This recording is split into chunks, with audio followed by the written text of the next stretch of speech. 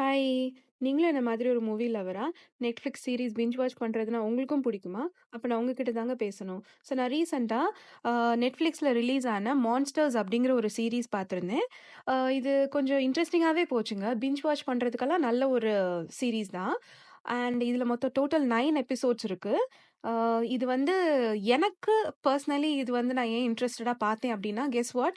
இது வந்து ஒரு ட்ரூவான இன்சிடென்ட் உண்மையாவே நடந்த ஒரு சீக்வென்ஸ வச்சு தான் இன்ஸ்பயர் ஆயி தான் இந்த சீரிஸ் வந்து எடுத்திருக்காங்க. இதுல உள்ள எல்லா ரியல் லைஃப் கேரக்டர்ஸும் உங்களால வந்து பார்க்க முடியும். ஸோ Netflix முடிஞ்சதுக்கு அப்புறமாவே இம்மீடியட்டா அவங்களோட ஸ்டோரீஸ் எல்லாமே நான் வந்துட்டு ரிசர்ச் பண்ண ஆரம்பிச்சுட்டேன். பெர்சனலி ஏன்னா 9 எபிசோட்னா ஒரு கொஞ்சம் லென்த்தியா அவங்கள நம்ம ஃபாலோ பண்ணிட்டு இருப்போம்ல. ஒவ்வொரு இன்சிடென்ட்டா நம்மளால கனெக்ட் பண்ண முடிஞ்சது. ஆக்சுவல் இது எல்லாமே அவங்களோட வீடியோஸ் எல்லாமே நம்மளால வந்துட்டு கோர்ட் ட்ரையல்ஸ்லேருந்து எல்லாமே பார்க்க முடிஞ்சது. அது எனக்கு ரொம்ப ரொம்ப இன்ட்ரஸ்டிங்கா இருந்தது.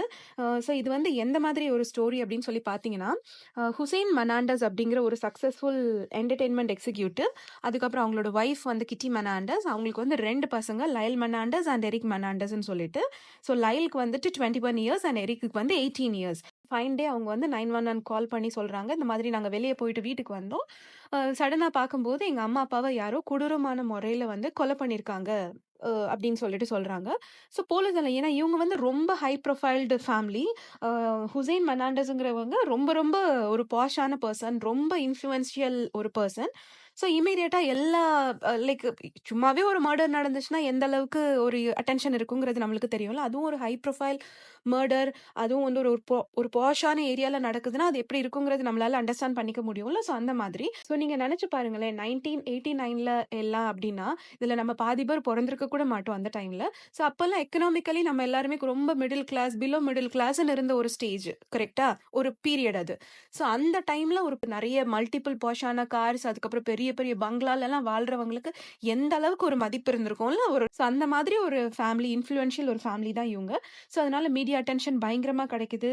இந்த பிரதர்ஸ் வந்து சொல்றாங்க, யாரோ லைக் மாஃபியா வந்து எங்க டாடி, மம்மிய கொலை பண்ணிட்டாங்க அப்படின்னு நாங்க நெனைக்கிறோம். மீடியா எல்லாமே லைக் போலீஸ் எல்லாம் அந்த ஆங்கிள்ல தான் வந்துட்டு கண்டிப்பா பண்றாங்க. பிகாஸ் அவங்க ரொம்ப பெரிய ஒரு பெர்சன், லைக் பெரிய பெர்சன் இன் த சென்ஸ் ரொம்ப ஹை எண்ட் ப்ரொஃபைல்ல இருக்கிற ஒரு பெர்சன். அவங்களுக்கு வந்து நெறைய எனிமீஸ் எல்லாம் இருக்கலாம். அந்த ஆங்கிள்ல வந்து பார்த்துட்டு இருக்காங்க.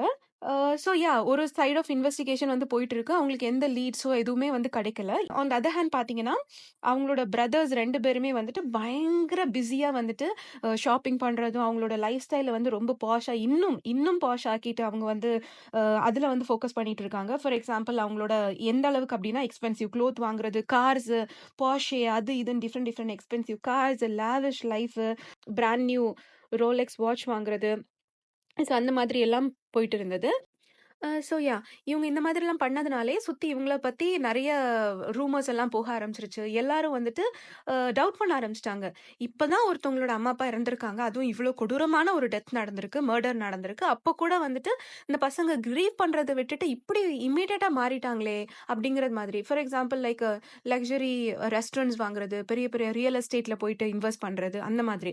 $700,000 இன் 1989, 90ங்கிறது ரொம்ப பெரிய விஷயம். இப்பவே அது நம்மளுக்கு பெரிய விஷயம். பட் அந்த பீரியட்லங்கிறது அது ரொம்ப ரொம்ப லக்ஸரி இல்ல. இந்த மாதிரி போயிட்டு இருக்கிற டைம்ல போலீஸ்க்கு வந்துட்டு ஒரு சின்ன லீட் கிடைக்குது.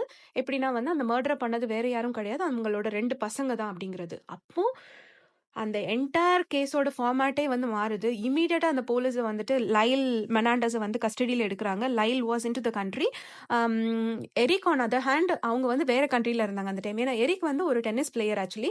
Junior tennis player and nationally ranked பிளேயர்ஸ்ல அவங்களுக்கு ஒருத்தவங்க அந்த டைம்ல.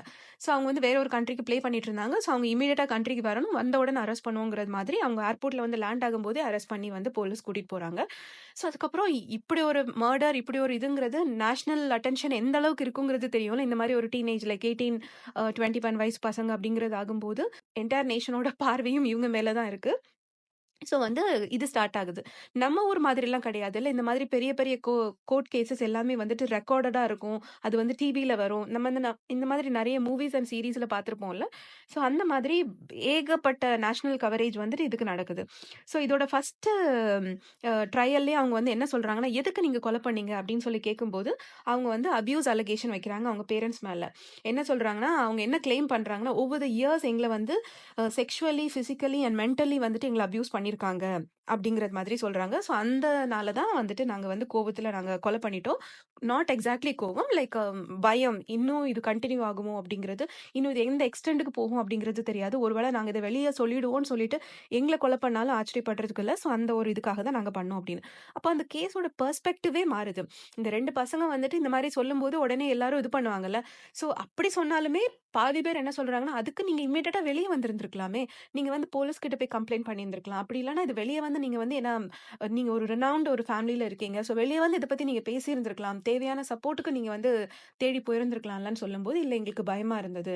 ஆனா என்னதான் இவங்க சொன்னாலுமே பேரண்ட்ஸ இந்த அளவு கொடூரமா கொலை பண்றது வந்து ஜஸ்டிஃபையபிளே கிடையாதுல்ல. ஸோ அந்த மாதிரி ஆங்கிள்லயும் வந்து போயிட்டு இருந்தது.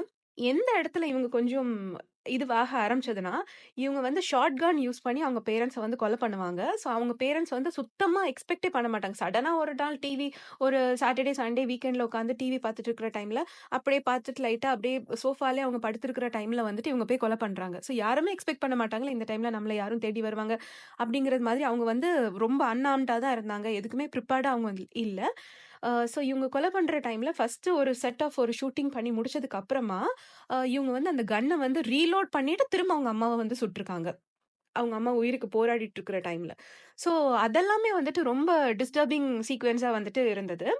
ஸோ யாஹ் அதுக்கப்புறமா வந்துட்டு 2000 நாட் 2000 அதுக்கப்புறமா வந்து 1993 அண்ட் 94ல வந்துட்டு ஃபர்ஸ்ட்டு செட் ஆஃப் ட்ரையல் நடந்தது. அந்த ட்ரையலோட ரெஸ்பான்ஸ் எப்படி இருந்ததுன்னா, ஓகே இவங்க வந்து இந்த அபியூஸோட ரெஸ்பான்ஸா தான் இந்த கொலைய வந்து பண்ணியிருந்திருக்கலாம் அப்படிங்கிறது மாதிரி முடிச்சுட்டு, but still we have to go for another ட்ரையல்ங்கிறது மாதிரி கம்ப்ளீட் பண்ணிட்டாங்க. அதுக்கப்புறம் 95 டூ 96 வந்துட்டு இவங்களோட திரும்ப ஒரு செட் ஆஃப் ஒரு ட்ரையல் போயிட்டு இருந்தது. நீங்க வந்து நம்ம ஊர்லலாம் வந்து ஏதாவது ஒரு கொலை பண்ணிட்டோ, அல்லது ஏதாவது ஒரு இது பண்ணிட்டு போலீஸ் ஸ்டேஷன்ல அரெஸ்ட் ஆகி இருந்தாங்கன்னா, அவங்களுக்கெல்லாம் மதிப்பே கிடையாது. இதெல்லாம் பண்ண மாட்டாங்கல்ல. எல்லாருமே ரொம்ப ஹேட்டர்னஸா இருப்பாங்க. வெளிய வந்தா சாவடிச்சுருவோம். அந்த மாதிரி ஒரு பெர்ஸ்பெக்டிவ்ல தானே நம்ம ஊர் இருப்பாங்க. பட் இந்த இன்ட்ரஸ்டிங் திங் அபவுட் இந்த வெஸ்டர்ன் கல்ச்சர், கண்ட்ரி எல்லாம் பார்த்தீங்கன்னா, இந்த மாதிரி எல்லாம் போனா அந்த பீரியட்ல லைக் எப்படி இருக்கும்னா, நெறைய அவங்களுக்கு லெட்டர்ஸ் எழுதுவாங்க, ஜெயில்ல இருக்கிறவங்களுக்கு. அண்ட் நாங்க உங்கள லவ் பண்றோம். நாங்க வந்து அப்படி, இப்படி நாங்க உங்களுக்கு சப்போர்ட் பண்றோம். இது பண்றோம்னு சொல்லிட்டு லைக் கிரீட்டிங்ஸ் கார்ட் அனுப்புறது, கிறிஸ்மஸ்க்கு சென்ட் பண்றது, லைக் அவங்களோட எல்லா ஈவென்ட்க்கு சென்ட் பண்றது. அவங்களுக்கு வந்து கேஷா பணம் மூலமா சப்போர்ட் பண்றது. அந்த மாதிரிலாம் நெறைய பண்ணுவாங்க. இது நான் வேற நெறைய சீரிஸ் அண்ட் நெறைய மூவிஸ்ல கூட நான் பார்த்திருக்கேன். நீங்களும் பார்த்திருப்பீங்கல்ல. லைக் அந்த மாதிரி அவங்களுக்கு வந்து ஆடியன்ஸோட நெறைய சப்போர்ட் வந்து பப்ளிக்கோட சப்போர்ட் நெறைய வந்து கிடைக்கும். அது மாதிரி இவங்க 2 பேரும் யங் பசங்க இந்த மாதிரி இருக்காங்கன்னா, ஏகப்பட்ட லைக் அட்டென்ஷன் அண்ட் சப்போர்ட் வந்து அவங்களுக்கு கிடைச்சிட்டு இருந்தது. ஆனா இது எல்லாமே second trial which is 95 to 96 வந்து கொஞ்சம் கொஞ்சமா கம்மியாச்சு. அதோட அவுட்கம் எப்படி இருந்ததுன்னா, இவங்க வந்து அவுட் ஆஃப் கிரீட் தான் இத பண்ணிட்டாங்க. லைக் நீங்க வந்து உண்மையாவே பயத்துல அப்படி இருந்திருந்தீங்கன்னா, நீங்க இந்த அளவுக்கு எப்படி வேணாலும் கொன்றிருந்திருக்கலாமே. இந்த அளவுக்கு கொடூரமா நீங்க வந்து கொலை பண்ணியிருந்திருக்க மாட்டீங்க. அண்ட் உங்க அம்மாவ கூட லைக் கன்ன ரீலோட் பண்ணிட்டு நீங்க வந்து கொன்றுக்க மாட்டீங்க. இந்த மாதிரி எல்லாம் வந்துட்டு சீக்வென்ஸ் ஆஃப் அதர் ஆர்கியூமென்ட் வந்து சைட்ல இருந்து போயிட்டு இருந்தது. அண்ட் உங்களுக்கு பணம் பிரையாரிட்டி இல்ல அப்டின்னா, நீங்க வெளிய வந்து சப்போர்ட் கேட்டிருந்திருப்பீங்க. நீங்க வந்து இவங்க கிட்ட இருந்து பிரிஞ்சு போயிருந்திருப்பீங்க. ஆனா உங்களுக்கு பணம் தான் தேவை அப்டின்னு இருக்கிறதுனால தான் நீங்க வந்து கொலை பண்ணிட்டு அதெல்லாம் வந்து என்ஜாய் பண்ண ஆரம்பிச்சீங்க. அப்படிங்கிறது மாதிரி சொல்லிட்டு இவங்களுக்கு வந்து ஃபர்ஸ்ட் டெத் பெனால்டிங்கிற மாதிரி பேசுனாங்க. அதுக்கப்புறமா வந்துட்டு a sentence sentence to life in prison அப்படின்னு குடுத்துட்டு வித்தவுட் பரோல்ன்னு குடுத்துட்டாங்க.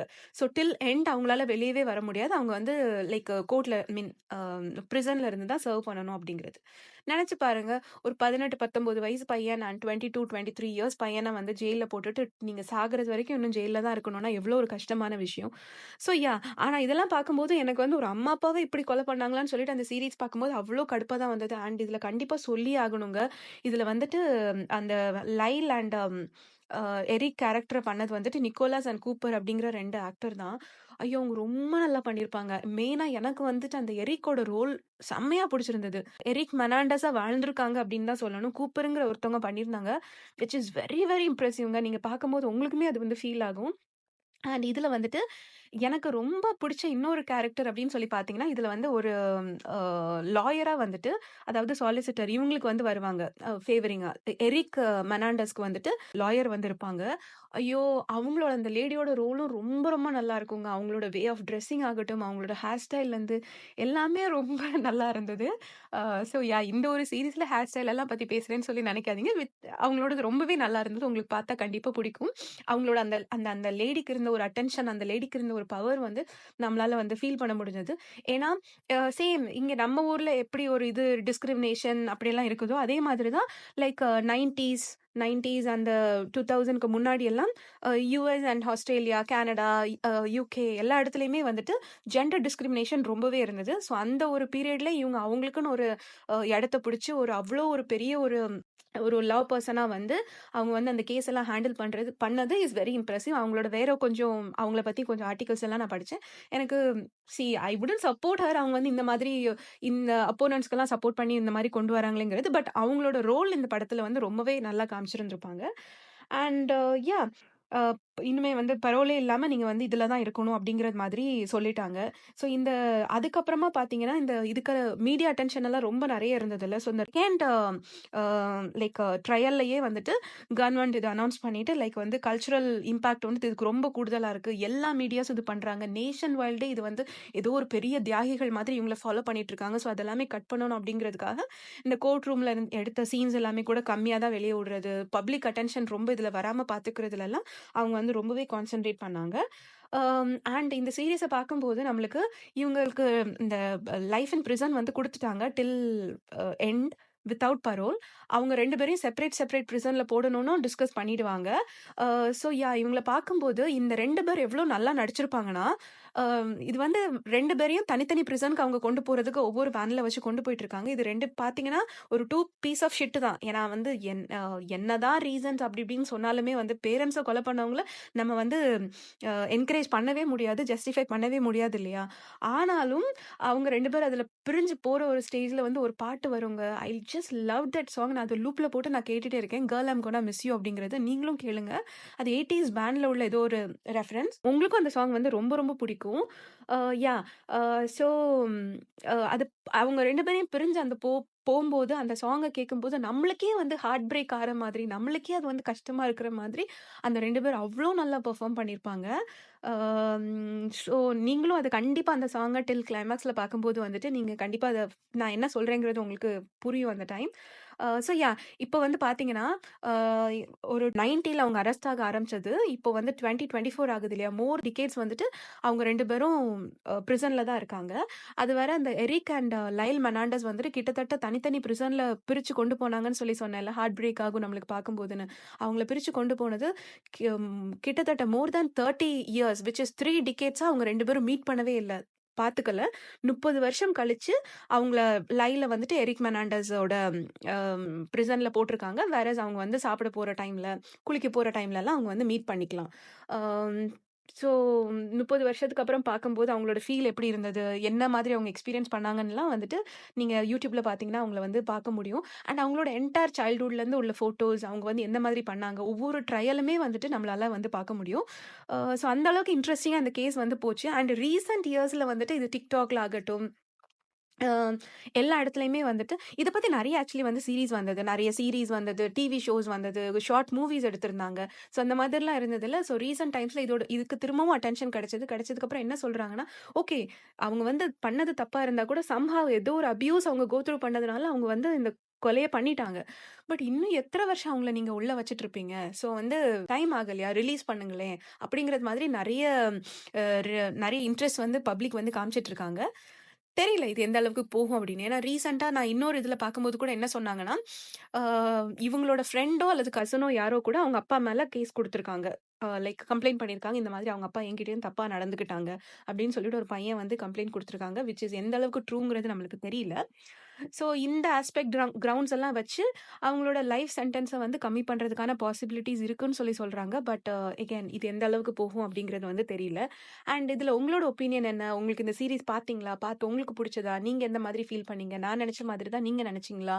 And "girl I'm gonna miss you" song உங்களுக்கு புடிச்சதா? என்னங்கிறது எனக்கு தெரியப்படுத்துங்க. Okay. So take care everyone. Bye பாய்.